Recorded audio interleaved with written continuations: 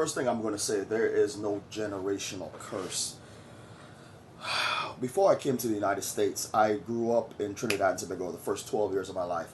6 of those 12 years I spent in elementary school that set the foundation for the rest of my life. The school was so ridiculously hard. The elementary school I went to was an all boys Catholic school. This school was harder than my middle school, harder than my high school, and harder than my college combined. Okay? Literally set the foundation of my education. That's why when I came to this country, I coasted all the way through school to include college, um, because I already knew the stuff, like all of it, from the elementary school. And the standards were so high that I started performing at a very high level. My IQ was extremely high on top of that. That's why I have a lot of jealous haters. This is the part where I rub salt in the wounds, so to speak. I retired at the age of 39. Yeah, I don't work anymore. I'm 45 years old, married. This is a 3-bedroom house. Um, I don't have to do anything ever again for the rest of my life. And it started with that elementary school. But let's get into this video. And I hate to say it, but it need to be said, because you got people out here that's raised to the point to where it's a sad situation, but it's something that got to be talked about. You actually got mothers out here and fathers out here that actually raise their daughters to get out here and find a man that is going to work and help take care of them and their kids, either by them or other men. You got people that actually live every day to promote this behavior. Girl, We are not responsible for women and their children. Like, I'm sorry. I'm a United States Army combat veteran, college graduate with an associate's degree in pipe fitting technology, certified and degree pipe fitter, former correction sergeant. I hold 2 black belts in 2 styles and a blue belt in karate all at once. 45 years old, married, retired at the age of 39 since 2019. I retired the same year my father retired. Yeah. Um, and so I'm going to tell you point blank, I'm in control. I don't accept single mothers. End of story. go. I know, because I come from the ghetto. I come from the hood. Girl, go out there and get you some food stamps. Go out there and make the government give you some for them kids. Them are your fucking kids. Those are your kids that you laid up and chose to have. And for all y'all, oh, well, I didn't choose. I got pregnant on birth control. What about condoms?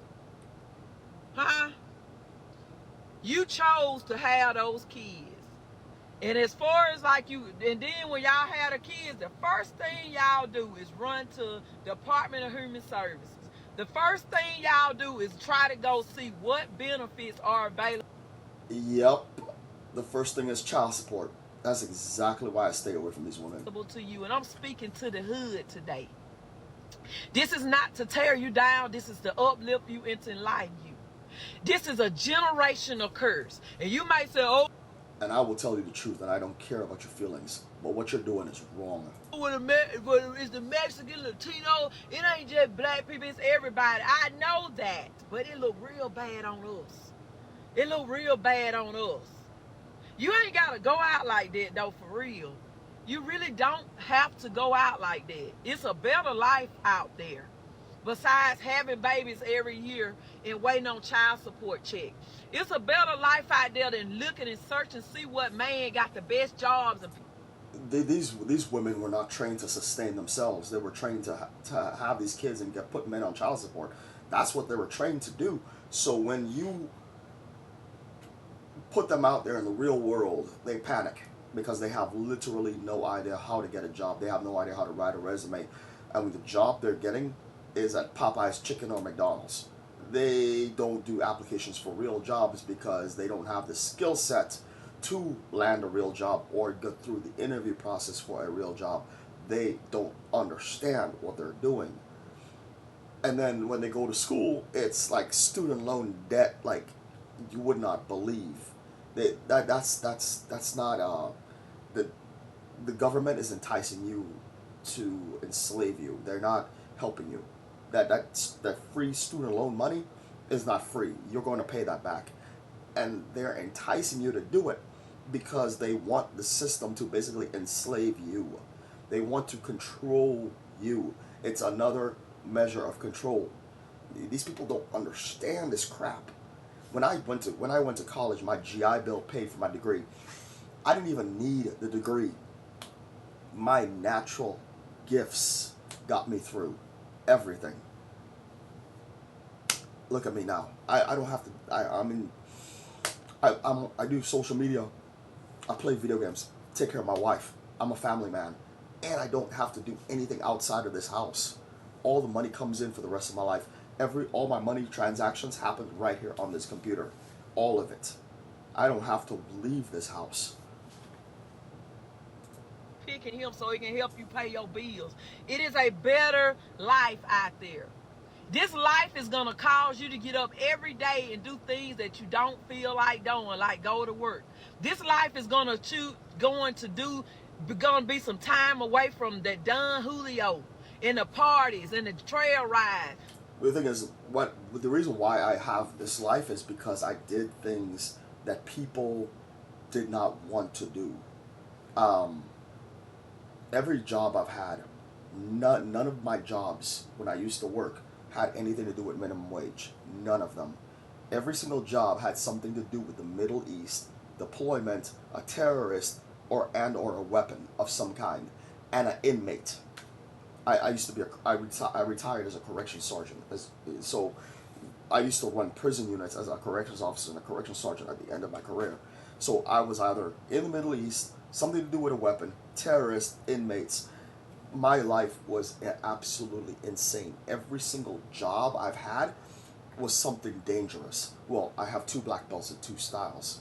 I can handle myself, and I am battle tested against inmates, and I went to war as a combat veteran. So I know what I'm doing. These people, uh, they're not willing to do what must be done. They take the easy way out because what I did is too difficult for certain people.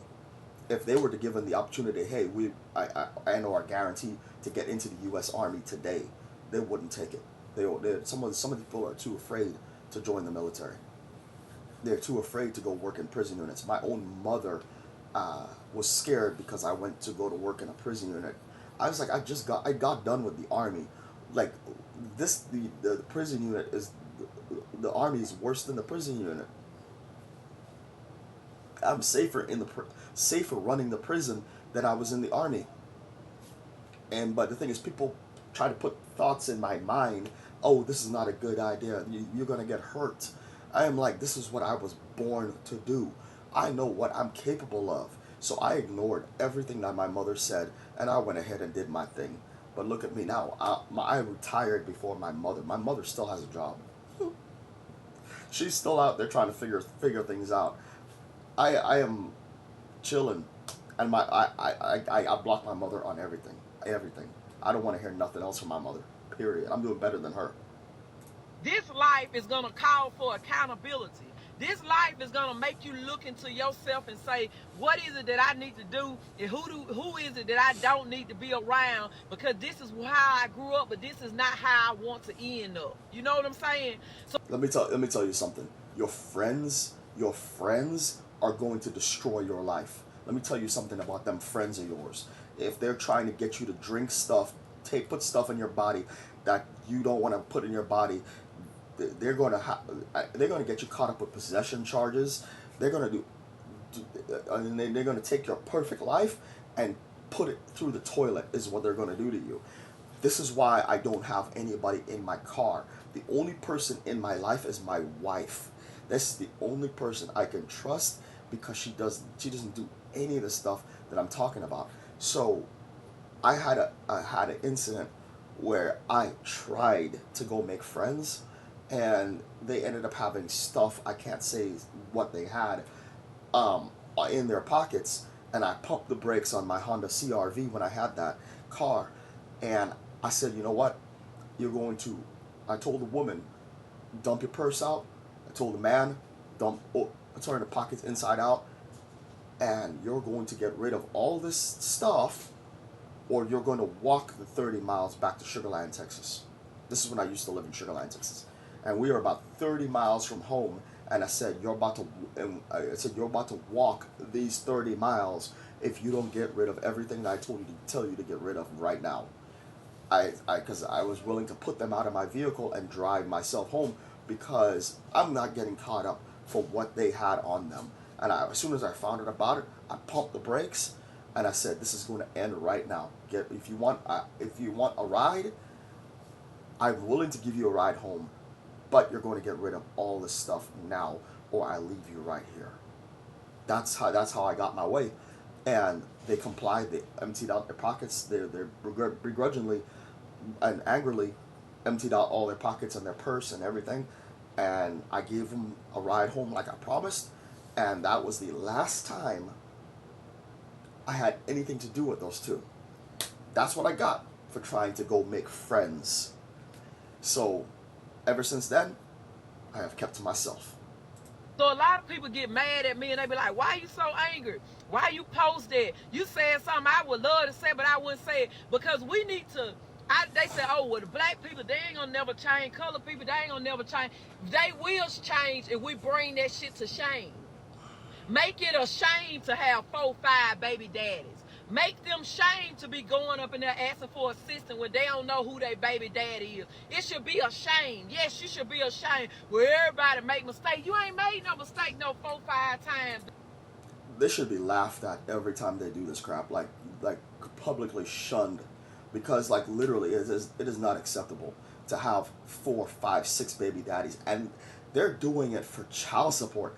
This is not no mistake. They're deliberately doing it because they don't have money, and they think that doing it to maximize child support is going to help them in some way. But you just basically crippled your whole life, and then you can't do nothing until these kids are adults. And by the time these kids are adults, you're old. The men that you want are going to go find younger, more attractive women. You're old. You can't get a man. Your body's not what it used to be because you had all these damn kids. And on top of that, your job experience. Oh, you're going to go apply at McDonald's because now you have no job experience because you spent your whole life raising children with no husband. So there's no husband to support you, no job experience. So your job is straight minimum wage. That's how this is how this cycle is perpetuated. And then they angrily get on here and blame all this nonsense on a man, and men did this to me, men did that to me. I'm like, no, you did all of it to yourself because you wanted to be on child support. Men do not date or marry women that are taking child support and have a bunch of kids. We don't want no part of this, none, because that's how you survive. You're gonna do it to us. If that is what you do, you're going to take that anger out on us and put us on child support. So why are we going to risk our lives to be with you? Dealing with you is a high risk. So we're just going to straight reject you and pick somebody else. So you keep laying with different niggas getting pregnant every week, every year by same different men. You done went through 6 different men in 6 months. That is not queen-like. That is hoe-like. Then you got these little girls with all these. I had 7 women in 20 years. I was a virgin in my 20s. I started dating women in my 30s, and I got married in my 40s. That's how it's supposed to be. 7 people in 20 years, not 7 people in 6 months. These women are out of line. Different names. Your daughter's got different names by different men. That doesn't look good. Then you get on the internet and say, "Oh, well, they ain't no good men out there. They don't know how to treat women. They lazy. I know my worth." You don't know your worth. You don't know your worth. You're not projecting a woman of worth. And I know the men got they cut that welfare off and you'll see how fast they change. Issues too, but that is not projecting a woman of worth. It is not cute that your stomach is poked out and you ain't got no husband. I'm sorry. I hope I didn't hurt nobody or rough they feather. It is not cute. It is not cute. It is not cute. You don't got no ring on your finger. It is not cute that you got babies still in diapers and you don't even got a car to put them in. It's not cute. This, and like I said, what she said. You know, the thing is, and they have all these kids and no car, they're no stable housing, and then they want us high value men to come and fix their situation, and they get on TikTok and plead for that. I'm like, ma'am, no, no, no, absolutely not. Because if us high value men, we can do a lot better. Like we can get a woman that's not even have a fraction of your situation going on. You know, you can get we got four choices here. Four choices. You can get a young woman with no kids. You can get an older woman with no kids. You can get an older woman with adult kids. Fourth option. Some of these men stay single. So young woman, no kids. Older woman with kids, adult kids. Older women with no kids. Fourth option, stay single. Those are the four options that we have, and none of them involve you. it may not never change anything, but we need to bring you to shame. And I speak to my TikTok and my followers like I talk to my children. It is not cute. Ain't nothing cute about that. If you want it, the new cute and the new flex is getting you an education. The new cute and the new flex is getting out here, coming out of your hood and doing something that ain't never been done in your hood. That's the new flex. The new flex is keeping your legs closed and being a woman of style. Let me tell you something. When you make it in life, you need to move. If you live in one of those neighborhoods, you need to leave that neighborhood. You cannot make it in life and surround yourself with the same people. That is never going to work. There's going to be a lot of jealousy. If you have a nice car and you try to live in that neighborhood, they're going to vandalize your car.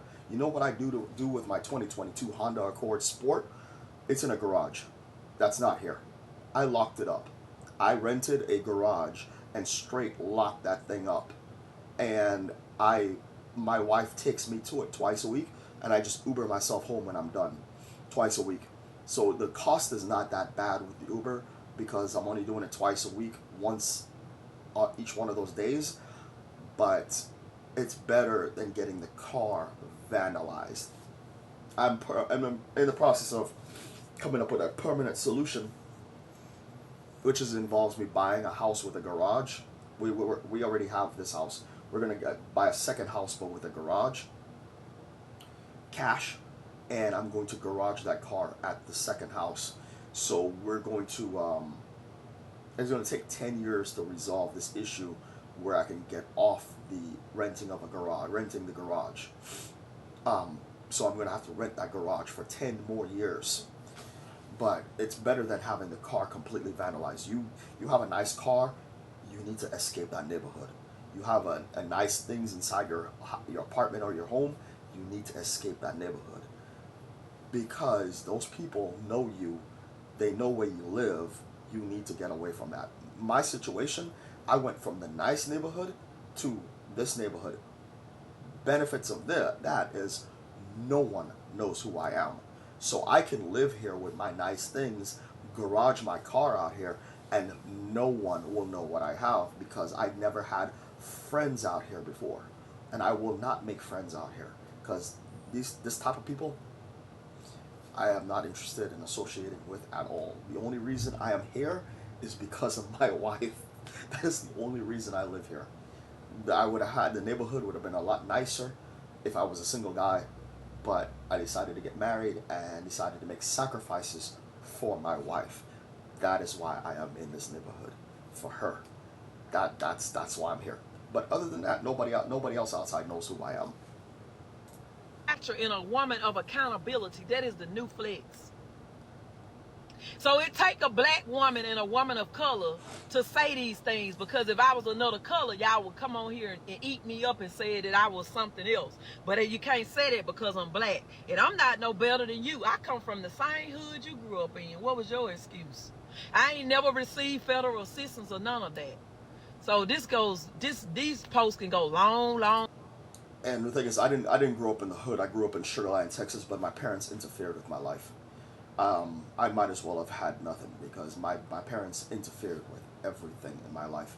And the only way to liberate myself was the United States Army. So I went from being a frustrated kid with nothing to United States Army combat veteran, and ended up being a correction sergeant. So I established my life on my own, in my way, liberating myself from my parents' foolishness. And look at me now. I am free. My wife is happy. The family's happy. I'm now a family man, married. Uh, Everything's cool because I did it the correct way. There's a right way and there's a wrong way. And if you do things the wrong way, financially, you're going to pay the price for that. You can't just do things the wrong way and expect rewards. That's not how life works. Anyways, I'm going to cut the video right here. She's 100% in the right. Props for her making this video. I'm out of here.